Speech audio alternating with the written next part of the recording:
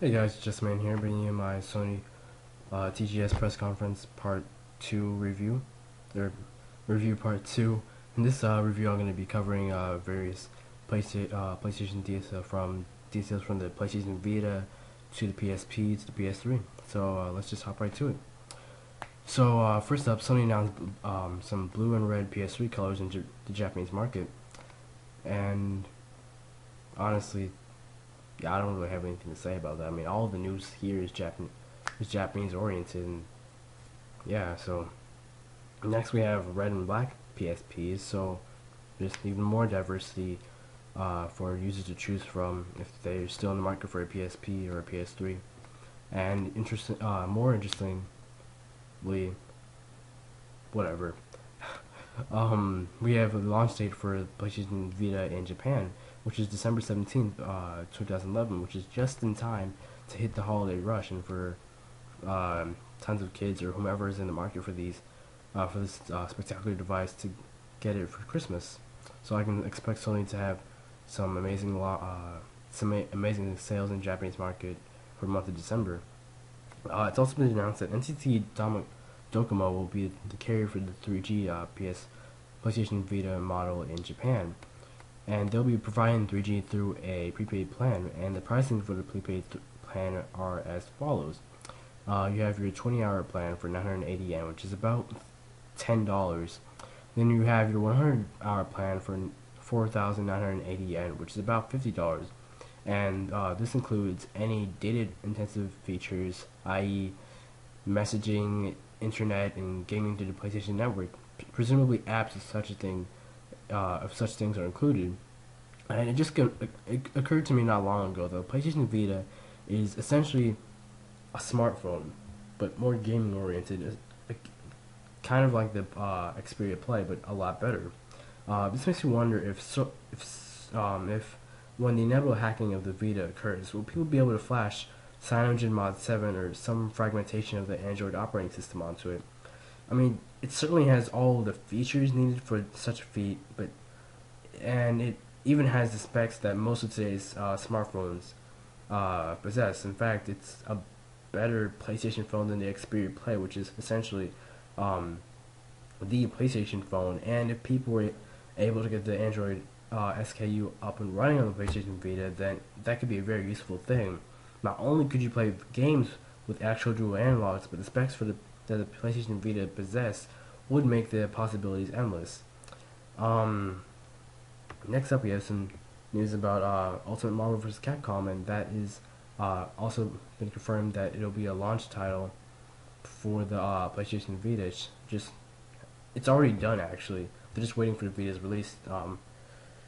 We're just waiting for the Vita's release, and it'll use the touchpad on the back of the PlayStation Vita for some of the gameplay. But why people would be using that for a fighting game as Marvel vs. Capcom 3 is beyond me. But anyway, Street Fighter Cross Tekken is also coming to the PlayStation Vita, and for the Japanese market, you've also got Toro and Kuro joining the cast. And from what I understand, Toro and Kuro's Japanese cat mascots that shoot lasers from their eyes. Yeah, it doesn't make any sense to me either. But next up we have Final Fantasy Type O, which is launching in October 7th, 2011 for the PlayStation Portable. And we have confirmation that Final Fantasy 13 Part 2 launches in December for the PlayStation 3 Entertainment System and the Xbox 360. And in commemoration with the 10th anniversary, Square Enix has announced that a remastered Final Fantasy X is coming to both the PlayStation 3 and the Vita in HD in 2011 or 2012. Other than that, no other details have been released about this HD remaster, and it's unknown if this will be the HD remaster for the year that Sony seems to be abiding by. It seems that they're abiding by around 1 to 2 HD remasters per year, so that could be our allotted one so far. So what the second title is up in the air. Personally, I want to see Ratchet and Clank. I would love a Ratchet and Clank HD collection, seeing as how I only played Ratchet and Clank 3. I played 3 and 4. I didn't play Going Commando, or the first game in the Ratchet & Clank series.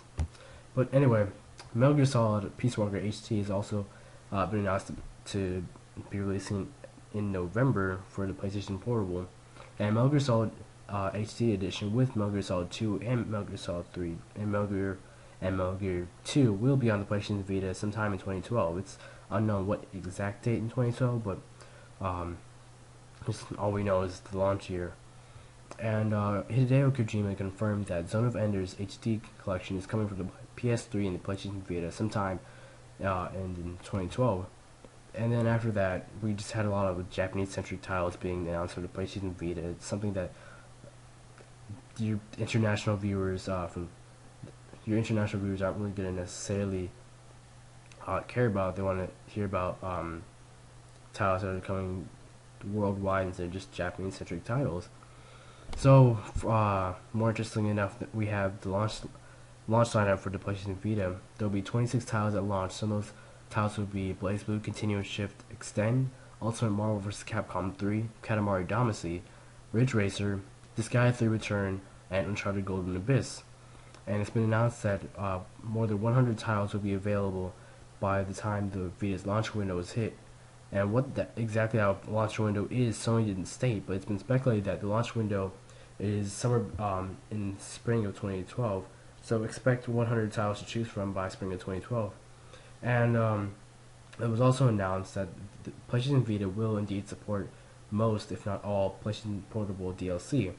Now, by this I mean downloadable content, things purchased from the store, and especially games purchased from the store. And Sony has taken up the issue of have announced that they're taking up the issue of porting UMDs to the Vita. Through what process, we don't really know. All we know is that they're working on something there, so they'll probably keep us posted, and in tradition, I will keep you guys posted as well. And pre-ordering for the PlayStation Vita begins in Japan on Saturday, October 15th, 2011. For all of you international viewers, why do I keep saying international viewers? I'm not even in Japan myself. For all the people that aren't in Japan, you can probably order the PlayStation Vita off some online sites like Play.com or wherever you can buy Japanese imports. But keep note that this will net you a high price if you're trying to buy it from someone that is in Japan, because it's paid for shipping and handling, and you also have to pay for it to come through customs, I believe. But some of the work in progress titles for the PlayStation Vita are Street Fighter Cross Tekken, Zone of the Enders HD Edition, Metal Gear Solid HD Edition, and Zone of the Enders HD Edition, which I already talked about. Oh, and you also have Final Fantasy X, which I already talked about. In a rather disappointing announcement, Sony has announced that some PlayStation Vita titles will indeed need a memory card, and the memory card is not included in the PlayStation Vita's package. So they also announced the storage capacity for the cards and the pricing for each card. So first I'm going to read down all the storage capacities, and then I'll read down the pricing. So first up, you have 4GB, 8GB, 16GB, and 32GB memory cards for Vita, and these are all priced at 2,200, 3,200, 5,500, and 9,500 yen respectively, which is approximately $22, $32, $55, or $95 in American currency. So also announced for the PlayStation Vita is Tales of Innocence R, which will be coming for PlayStation Vita in 2012. No information has been released about this title yet, but so far it seems as though this would just be a remake of Tales of Innocence for the DS. The previously announced PlayStation Suite platform that was shown back in January, but has since faded from the limelight, has resurfaced at this year's TGS. Sony announced that the platform will be made available to developers sometime this November. The PlayStation Suite development tools allow developers to develop across multiple platforms, meaning a developer could develop a project on the Vita and easily port it over to another Android device, be it a smartphone or a tablet.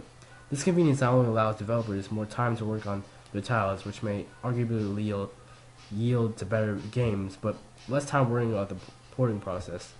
In order to show what this is like, Sony some Sony representatives created a simple animation on the PlayStation Suite and easily pushed it across multiple Sony and Android devices. If this is utilized properly, the PlayStation Suite can be a welcomed addition to the current or aspiring development community.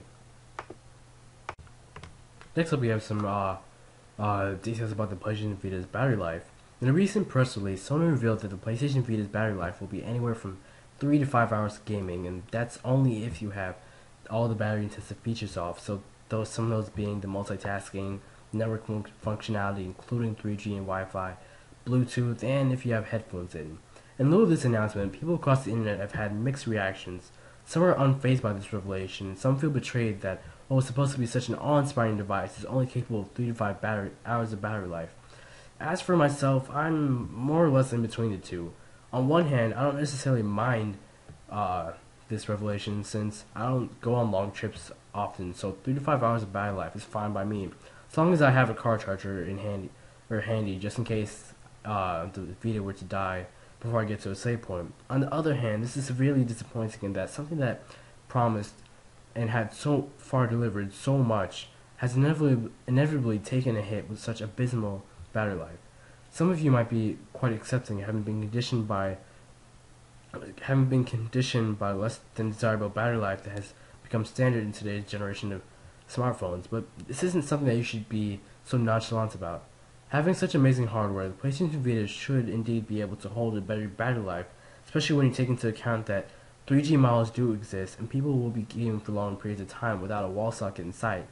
And it's only 3 to 5 hours of battery life if you have your network functionality turned off.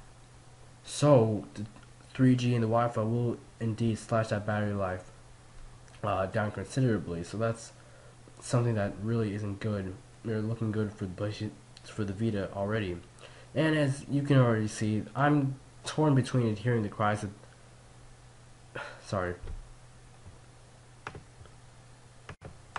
And as you can see, I'm torn between adhering the cries of those wanting a better battery life and relinquishing the thought of such a fault in favor of a brighter mindset that looks forward to the amazing games in the foreseeable future. For now, I guess I'll have to just wait until I get my hands on this must-have device to fully decide upon my opinion on this issue. And right now, I just kind of have to give it a meh. There's not much else to say about that. But, well, folks, that's all I have for my TGS 2011 Sony conference review. Be on the lookout for TGS Update Part 1, which I will just cover some things that happened day to day in TGS since, actually, come to think about it, TGS is coming to a close. Huh. Well then, guys, I guess we'll have 2 episodes of Today in Gaming tomorrow, so look forward to that. But anyway, comment, like, maybe even subscribe to my channel. Either way, I'm just man wishing you a good day.